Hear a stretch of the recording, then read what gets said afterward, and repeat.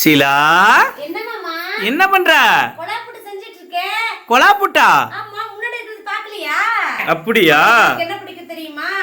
இங்கிட்டு கொலாப்புட்டு, இங்கிட்டு வாழைப்பழம், இந்த சைடு கொண்ட கடலை இருக்குல்ல, கொண்ட கடலை. ஆமா. கேரளால அதுதான் ஸ்பெஷலிஸ்ட். ஸ்பெஷலிஸ்டா?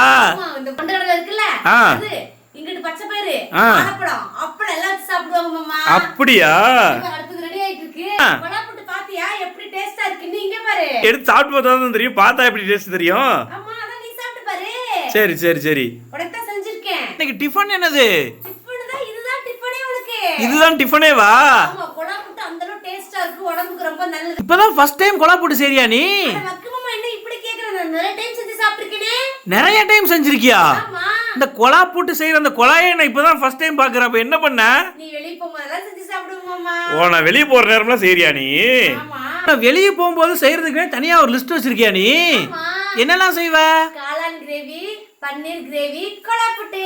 ஓஹோ, நான் இந்த காளான் கிரேவி பன்னீர் கிரேவி எல்லாம் நான் பார்த்தது கூட இல்ல. சரி சரி, நீ சாப்பிடு. அடுத்து எப்ப வெளிய போவ? எதுக்கு இதெல்லாம் செஞ்சு சாப்பிடுறதுக்கா? ஆமா, சாப்பிட்டுதானே இருக்கறான். அப்ப நான் இருக்கும்போது எந்த கிளம்பு செய்யறது இல்ல.